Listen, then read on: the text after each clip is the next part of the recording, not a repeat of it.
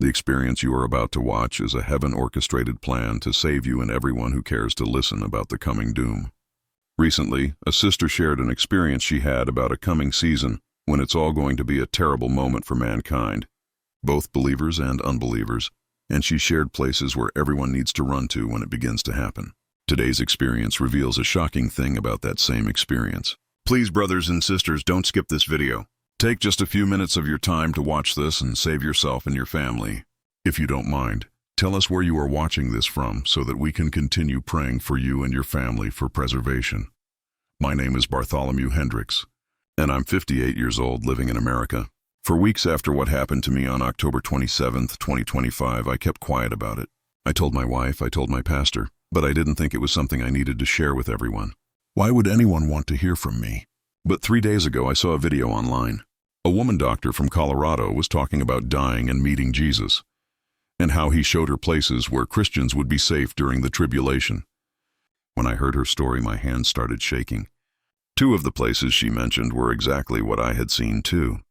Those were part of what Jesus showed me as well. But he also showed me 2 other places that were different from hers. And also he told me when it will all begins.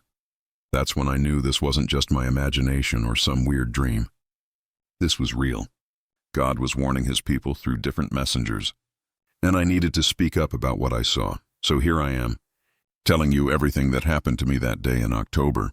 I work at Hendricks Lumber Supply in Tennessee. It's been in my family for 30 years. My dad started it, and when he passed, I took over. I'm there 6 days a week, helping people pick out wood for their projects, loading trucks, doing inventory. It's simple work, and I like it that way. That Monday morning, October 27th, I opened the shop at 7 in the morning like always. The weather was getting cold, and I remember thinking we'd need to order more firewood soon because people would start buying it for their homes. Around 9:30, I was in the back warehouse moving some heavy pine boards when I felt strange. It wasn't pain exactly. It was more like all the strength just left my body at once. I tried to call out to Danny, my assistant, but no sound came out. The boards I was holding fell from my hands, and then I fell too. I hit the concrete floor hard, but I didn't really feel it. Everything started going dark, like someone was slowly turning off the lights in the room. I could hear Danny running over, yelling my name, but his voice sounded far away, like he was in another building.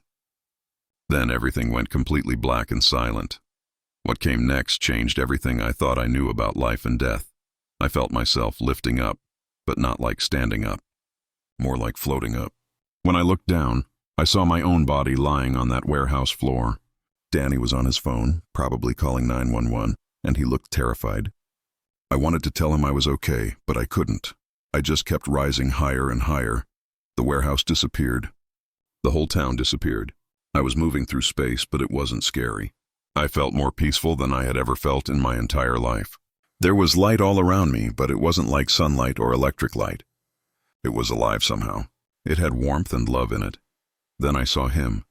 Jesus was standing there in front of me, and I knew exactly who he was without anyone telling me. He looked like a regular man, but there was something about him that was more than human. His eyes were the kindest eyes I had ever seen, but they were also powerful, like they could see right through me and know every thought I'd ever had. He spoke to me, but not with words you hear with your ears. It was more like his thoughts just appeared in my mind clear as day. He told me that I had been brought there because time was running out.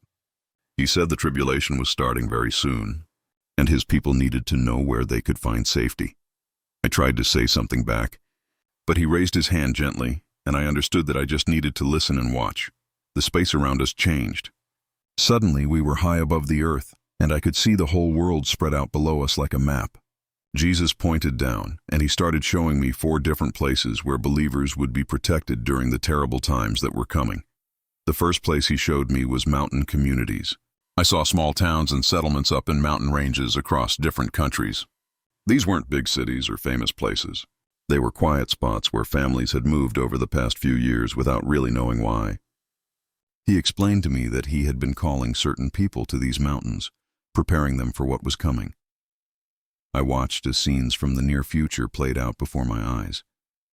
When the tribulation started and everything in the cities fell apart, these mountain people kept living peacefully.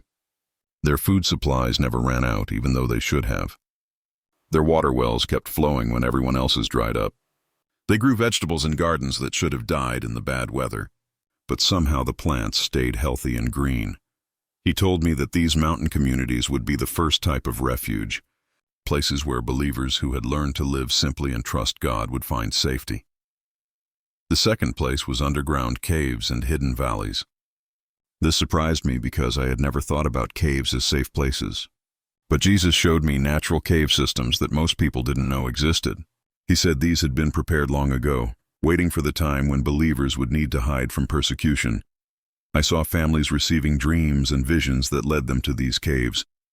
Some of them had lived near these places their whole lives but never noticed the entrances until God opened their eyes.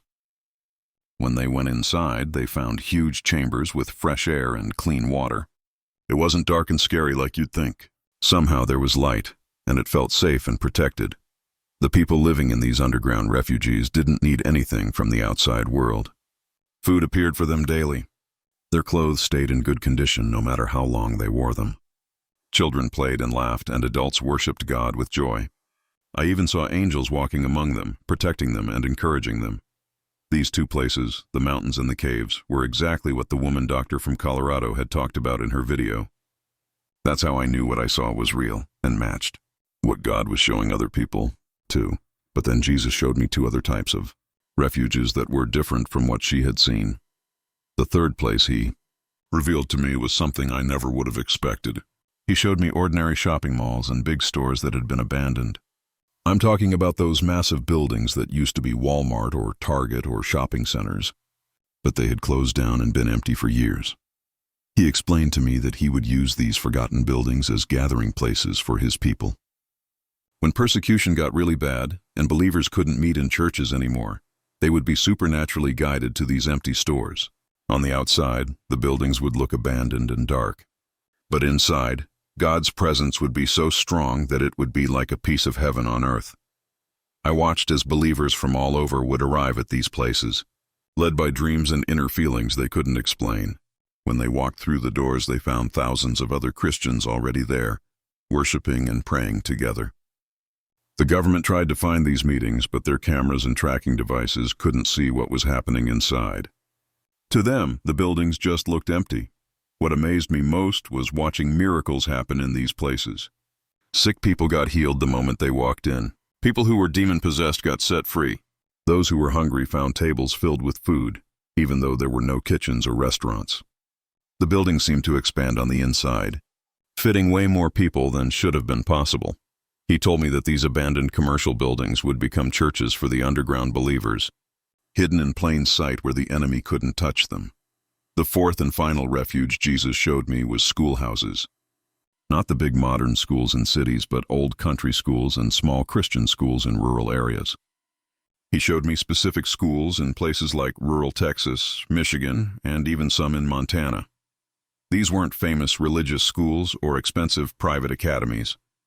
They were simple buildings where teachers had been faithfully teaching children about God, despite pressure from the government to stop. He said that because these schools had remained faithful to biblical truth and hadn't compromised, he would reward them by making them sanctuaries.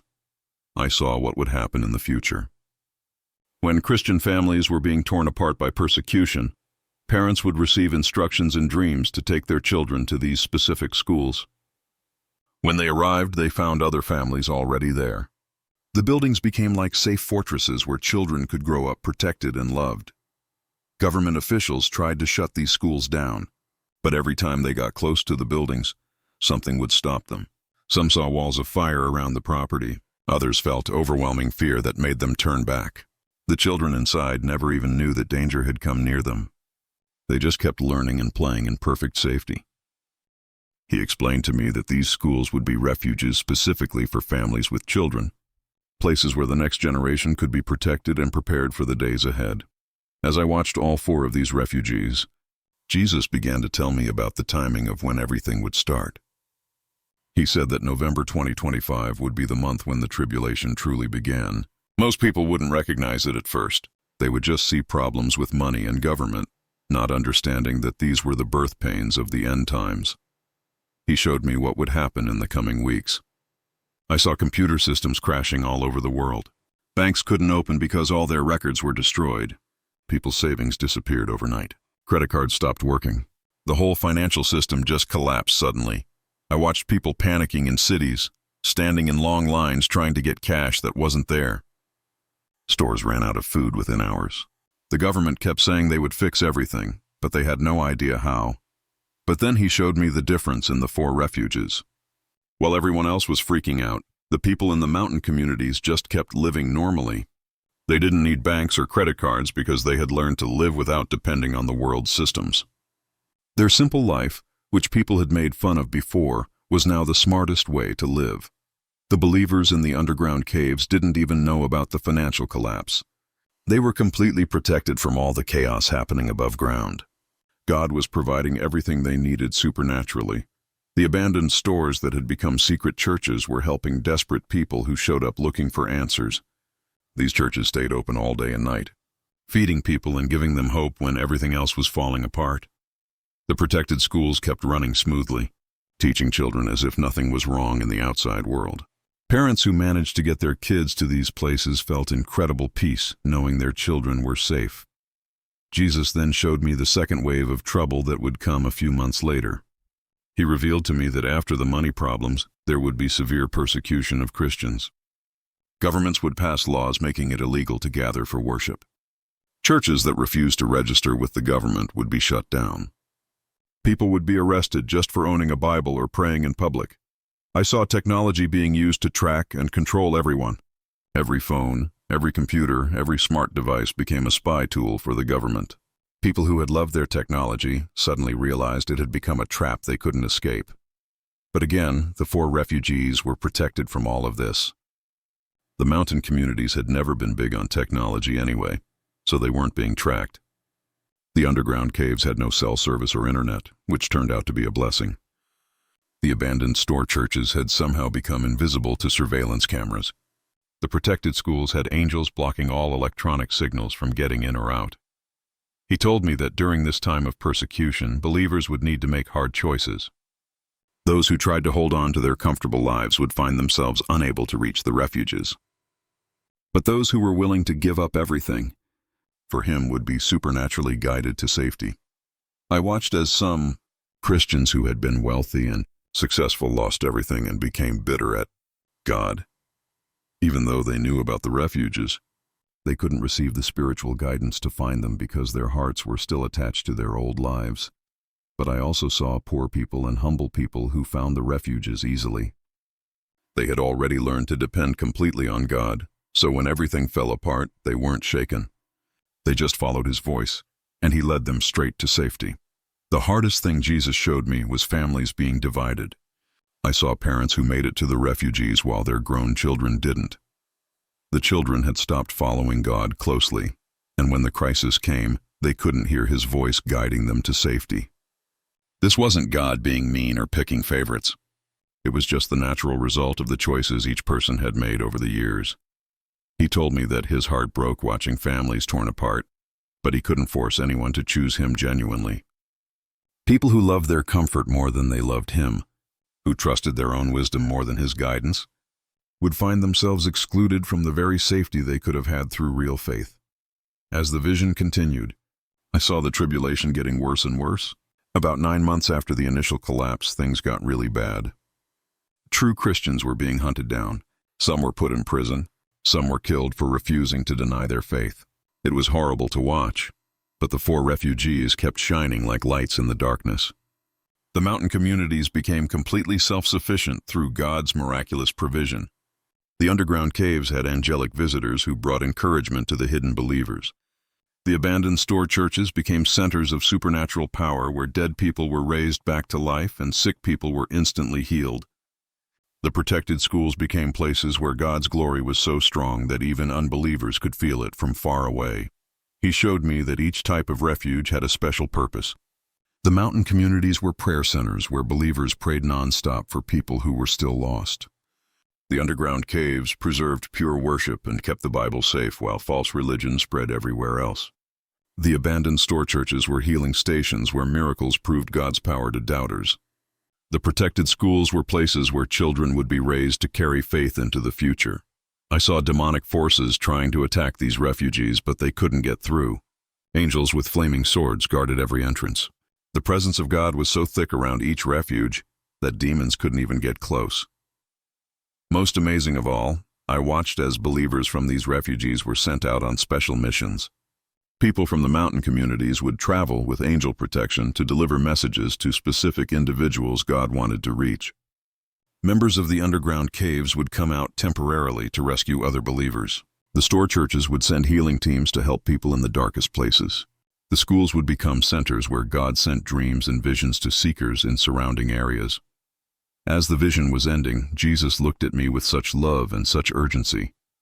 He told me that I needed to remember everything I had seen and tell people about it. He said that many Christians were not ready for what was coming. They were comfortable and distracted, not understanding how short time really was. He showed me that the preparations needed to start immediately. People couldn't wait until the tribulation began to build their relationship with Him. They had to learn now to hear His voice clearly, to trust Him completely, to love Him more than anything else in this world. He revealed to me that not everyone who called themselves Christian would make it to these refuges. Only those whose hearts were truly surrendered, whose faith had been tested and proven real, whose love for Jesus was greater than their love for comfort and safety, would receive the supernatural guidance to find these protected places. Then, just as suddenly as it had all begun, I felt myself being pulled back. The light faded. Jesus' presence moved away, and I gasped for breath as I returned to my body. I was lying in a hospital bed. My wife Sarah was sitting next to me, her eyes red from crying. When she saw me open my eyes, she started crying even harder, but this time with relief and joy. The doctors told me later that I had been dead for 19 minutes. My heart had completely stopped. They had done everything they could to bring me back.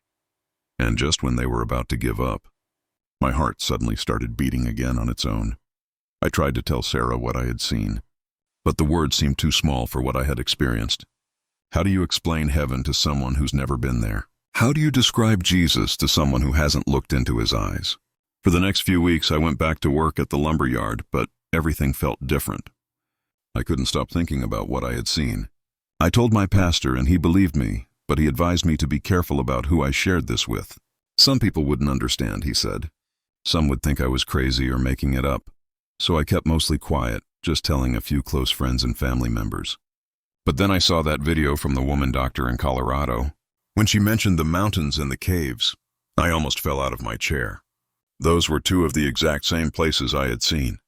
The other two places she mentioned, the small faithful churches and the sanctuary homes, were different from what I had been shown, but they were also refuges. That's when I understood God wasn't showing the same vision to everyone. He was giving different people different pieces of the puzzle. Together, all our testimonies confirmed that the warning was real and that God had prepared multiple types of safe places for His people. I realized I couldn't stay silent anymore. Even if people thought I was crazy, I had to tell what I had seen. Too many lives were at stake. Too many believers were unprepared for what was coming. So I'm telling you now, whoever you are reading this or hearing this, the tribulation is about to begin. November 2025 is when it starts. You need to get right with God now, today, not tomorrow. You need to develop a real relationship with Jesus, not just go through religious motions on Sundays. Start praying every day. Read your Bible and really pay attention to what it says. Ask God to show you where He wants you to go and what He wants you to do. If you hear Him telling you to move to the mountains, do it. If you feel led to a certain school or church or place, don't ignore that feeling. It might be God trying to guide you to safety. Get rid of anything in your life that's competing with your love for Jesus. Money, comfort, entertainment. Whatever it is that's more important to you than Him, let it go now. When the tribulation comes, those things won't help you anyway. Only your relationship with God will matter, and start preparing practically too. If you can, store some food and water. Learn skills that don't depend on electricity or technology. Build relationships with other strong believers who will stand firm when things get hard. Most importantly, learn to recognize God's voice so you'll know which way to go when He guides you. I'm just a regular guy who works at a lumber yard. I'm not a preacher or a prophet or anyone special, but I saw what I saw and I can't keep quiet about it anymore. Jesus showed me 4 places where His people will be protected: mountain communities, Underground caves, abandoned stores turned into secret churches, and protected schools in rural areas. He's preparing these places for those who truly love him and are willing to follow him no matter what it costs. The question is, will you be ready when the time comes? Don't wait until it's too late. The clock is ticking, and November 2025 is already here.